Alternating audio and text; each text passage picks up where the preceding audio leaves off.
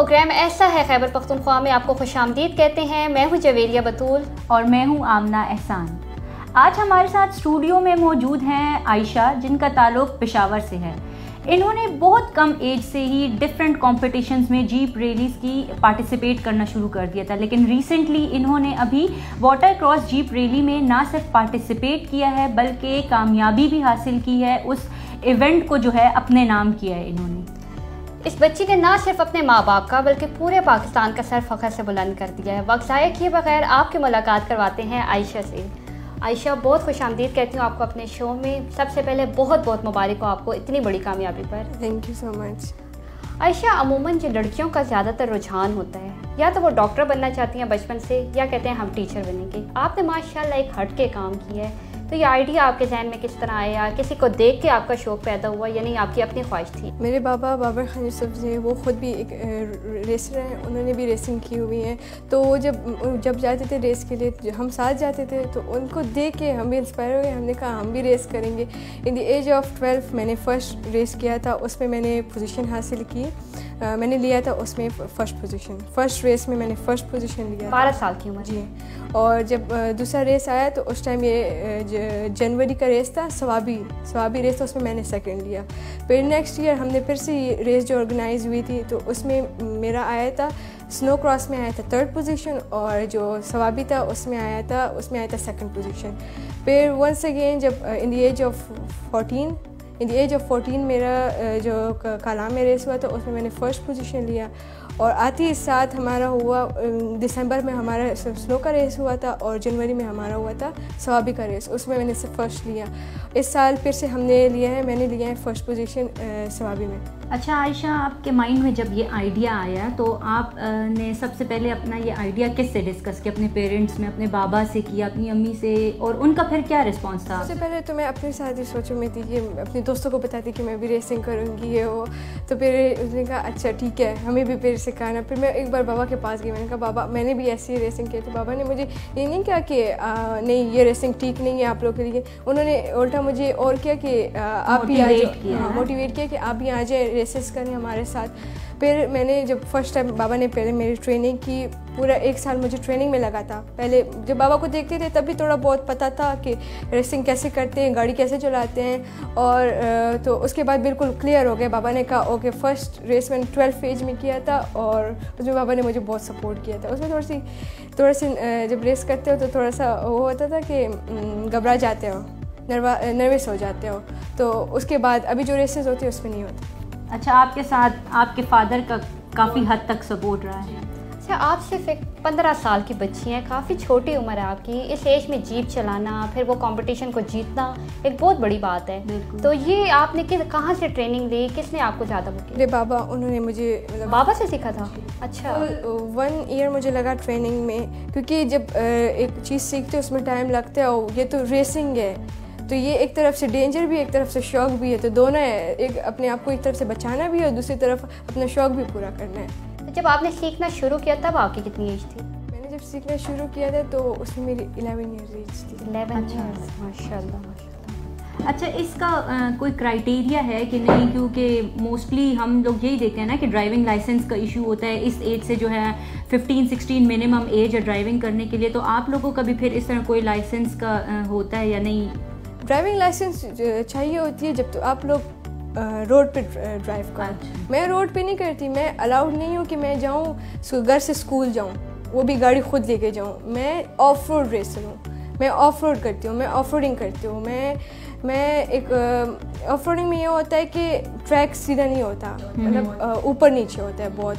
उसमें ये नहीं होता, जब हम रेस करते हैं तो उसमें ये नहीं है कि अभी गाड़ी आगे से आए, एक और गाड़ी आगे से आएगी, तुम इधर से जा रहे हो। उसमें पूरे रूल्स होती हैं। पहले हमने 2-3-4 बार रैकी करनी होती है। जब हम रैकी करें, हम इस काबिल हो जाएं कि हमें चेक करना पड़ता है, हमने पूरा साइन करना होता है कि हम इस काबिल हैं कि हम रेस करें, उसके बाद हम जाते हैं रेस करते हैं। ड्राइविंग लाइसेंस उसलिए ज़रूरी होती है कि जब तो आप लोग रोड पे चलाओ। मैं तो स्ट्रीट ड्राइविंग नहीं करती या ड्रिफ्टिंग करती हूँ या ये वो, मैं तो रोड पे ड्राइविंग नहीं करती, मैं तो ऑफ रोड करती हूँ, ऑफ रोडिंग करती हूँ ना।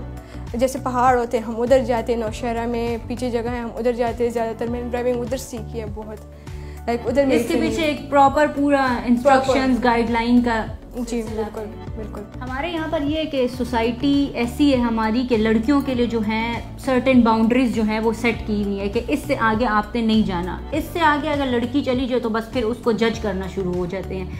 तो आपको कभी इस चीज़ का सामना करना पड़ा, ऐसे कोई एक्सपीरियंस आपका? ऐसे तो कुछ हुआ नहीं, लेकिन एक दो बार जब मुझे तो कोई कुछ नहीं कह सकते क्योंकि मेरे बाबा हैं, जब वो आते हैं तो बाबा के पास जाते हैं, बाबा कहते हैं कि ये तो लड़की है, दूसरी बात ये पठान है और तो ये कैसे कर रही, क्यों कर रही है ये। तो बाबा कहते हैं कि पहली बात मैं इनका गार्डियन हूँ, दूसरी बात इनको मैं गाइड करता हूँ कि लोग क्या करते हैं, ये मेरी मर्ज़ी है, दूसरी बात ये। और बाबा का ये है कि लोग बहुत कुछ कहते हैं लेकिन बाबा उनको एक जवाब देते कि देखें कि आप हम चाहते हैं कि अगर आप भी इस प्लेटफॉर्म में आना चाहते हैं हमें बताएं, हम आपको अप्रिशिएट करेंगे, हम और भी खुश होंगे कि हमारे साथ कोई आ रहा है और भी खुश है। मेरे बहुत दोस्त हैं जिनके बाबा ऐसे थे, लेकिन जब उनसे मैं मिली तो उनसे मैंने बात की। अब मैं भी माशाल्लाह एक लड़की की ट्रेनिंग कर रही हूँ फ्रॉम सवाब, वो इस्लामाबाद में होती है, वो आती है, उनकी मैं ट्रेनिंग करती हूँ खुद। तो उनको मैंने इस कदर बनाया कि वो अपना माइंड खोलें, ये बंद ना रखें, मतलब माइंड जब खोलेंगे तभी आप कुछ करेंगे ना। ये अच्छी बात है ना कि वो आप उनको मोटिवेट करें, लेकिन आपके पीछे भी फ्रंट पे आपके फादर हैं। मेरे फादर है। आप जब एक इस इंटरनेशनल लेवल पे कोई आता है ना तो पीछे से बहुत बातें होती है, बातों को सुनेंगे तो आप पीछे हटेंगे, तो ये बातें कभी सुननी नहीं है, आगे आना चाहिए। बहुत स्पोर्ट्स है जैसे क्रिकेट, जैसे फुटबॉल होती हैं, उधर लड़कियाँ होती हैं, ये तो छोटी सी रेस, ये तो छोटी सी कंपटीशन है, आ जाए रेस करें, माजी आ जाए मेरे साथ, अभी मुझसे कोई टेस्ट ले ले गाड़ी में, मैं बिल्कुल आपको देती हूँ। अगर मैं अगर उसमें ना जीत सकी तो फिर आप बताएं। माशाल्लाह। तो फ्यूचर के क्या प्लान्स हैं? आपने इसी को कंटिन्यू करना है कि नहीं, आपने कोई और फील्ड चूज़ करी? इसको भी कंटिन्यू करना है, लेकिन जितना मेरा वो है ना, मतलब शौक है, तो मैं CSS करूँगी। CSS करेंगी। तो इसके अलावा कोई एक्टिविटी आप जो करती हैं? हाँ, अपनी पेंटिंग पसंद है आपको, तो करती हैं आप? हाँ, बहुत करती हूँ।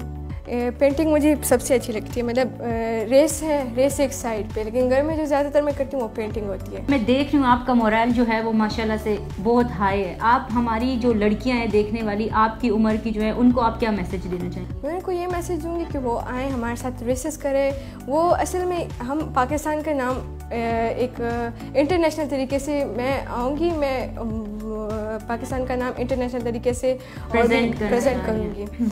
और मैं और लड़कियों को भी कहूँगी कि आएँ, हमारे साथ रेसेस करें, हमारे साथ, मतलब इसमें मज़ा है बहुत। ये ना समझे कि इसमें ये कैमराज है, ये बात है। असल में लड़कियों को जो है वो लोगों का भी प्रेशर होता है ना कि गाड़ी में बैठ गए तो लोग क्या कहेंगे, सोसाइटी नहीं छोड़ती। तो वो एक लड़की अपने लिए खुद आवाज़ उठा सकती है, उनके सोसाइटी में उनका क्या काम है। वो आए, जब वो एक काम करेंगे तो जब ये लोग अपना ये लेवल अप करेंगे तभी लोग इनको अप्रिशिएट करेंगे। ऐसे तो नहीं कि वो बस बैठिए तो वो कहेंगे कि बस आपने ये काम नहीं करना, आ जाओ। अपने लिए आवाज़ उठानी पड़ेगी। अपने लिए आवाज़ उठानी। मैं तो बहुत लड़कियों को कहती हूँ कि आए, मेरे साथ अभी भी 2-3 लड़के ज्वाइन हुई है ना। तो वो भी रेसेस कर, अभी हमारा सितंबर में ऑडिशन है दुबई में, तो उधर मैंने अपनी एंट्री करवाई। और उधर भी यंगेस्ट रेसर सारे जा रहे हैं, ऑल ओवर द वर्ल्ड सारे यंगेस्ट रेसर्स जा रहे हैं, तो उसमें मैं भी जा रही हूँ। तो हम उम्मीद रखें पाकिस्तान के, इंशाल्लाह अल्लाह आपको कामयाब करे। अच्छा, ये था हमारा सीरियस सेगमेंट। अब हम बात करेंगे थोड़ी लाइटर टोन में, हम रैपिड फायर्स में जाते हैं। आयशा, आपके माइंड में जो फर्स्ट क्लिक आएगी हमारे क्वेश्चन के बाद आप वो हमें जवाब देंगी। सोचना समझना मना है। ठीक है। मामा या बाबा? बाबा। घर पे किसकी ज़्यादा चलती है, अम्मी की या अप्पू की? बाबा की। स्कूल ना जाने के लिए सबसे अच्छा बहाना बनाया हो? वो तबीयत ख़राब है, नहीं जाना। बस वो मान जाते हैं? क्या कहते हैं? फिर कहते हैं कि अगर हम गए तो बीमार हो जाएंगे, और भी फिर आप खफा होंगी कि अब मैंने अपने बच्चों के साथ ज्यादती की है। तो उसमें वो तो हमेशा एक ही बहाना, बटर लगा के थोड़ा सा राज़ी कर देते। नहीं, तो हमेशा एक ही बहाना बनाती? नहीं, अलग अलग कहती हूँ कि अम्मी अगर आज गई तो मेरी मैम मुझे डांट देगी, मैंने ये टेस्ट तैयार नहीं किया, वो टेस्ट तैयार नहीं किया, तो इसमें ही रह जाते। अम्मी के हाथ का खाना या फिर रेस्टोरेंट? मामा का। ऐसी शरारत जिस पे बचपन में बड़ी पिटाई हुई हो? पिटाई इस पर हुई थी कि जब मैं स्कूल में थी तो मैं सीसो में, मतलब मंकी बार पे थी, तो मैं वो खेल रही थी, तो पीछे से एक लड़की है ना, उसने मुझे धक्का दिया। तो मैंने उसको कुछ नहीं कहा, मैंने कहा ठीक है। मैं वो जब कर रही थी ना, वो जब लटक रही थी, तो मैंने उसको धक्का दिया, उसको हॉस्पिटल जाना पड़ा। फिर उन्होंने मुझे मम्मा को कॉल किया, मम्मा ने फिर मुझे डांटा था उस दिन उस बात पे। Your inspiration? मैं एक रेसर है सलमा खान, बिल्कुल वो जो जैसे स्टेप्स फॉलो करती है ना, वो ही मैं यूज़ करना चाहती हूँ। अभी जो चालिस्तान रेस हुआ था तो उसमें भी वो आई थी, तो मैं उसको देख रही थी कि किस टाइप ऑफ रेसिंग करती है, क्योंकि मैं ज़्यादातर उसको ही देखती थी। वो हमारे साथ क्लब में होती थी तो ज़्यादातर मैं उसको देखती थी, तो मैं कहती मैं भी ऐसी बनूँगी। आपका फेवरेट सब्जेक्ट? मैथ्स। वो सब क्या ये मैथ्स से सबको क्यों इतनी एलर्जी है? ये 9-10 में पता नहीं कोई अलजबरा ये लोग घुसा देते हैं मैथ्स में, इसलिए वरना 5th तक हमारी फेवरेट ही मैथ्स होती है। अच्छा, एक ऐसी पर्सनालिटी जिससे आप मिलना चाहें? फिरोज़ खान, उससे, क्योंकि वो ऑलरेडी पता है आपको, वो भी हमारे साथ रेसेस करते हैं, लेकिन मैं उससे कभी मिली नहीं, ज़्यादा मिली नहीं। वो रेसेस करते हैं हमारे साथ एक ही फील्ड में, हमारे क्लब नहीं है, लेकिन मैं कभी मिली नहीं। देखा है मैंने लेकिन कभी मिली नहीं हूँ। ये था हमारा आज का प्रोग्राम। अगले हफ्ते फिर से आपसे मुलाकात होगी एक और उभरते हुए टैलेंट के साथ। अगर आप में भी है ऐसा कोई टैलेंट तो नीचे दिए गए नंबर पर हमसे रब्ता करें, हम पहुंचाएंगे आपकी कहानी दुनिया तक। तब तक के लिए अल्लाह हाफिज़।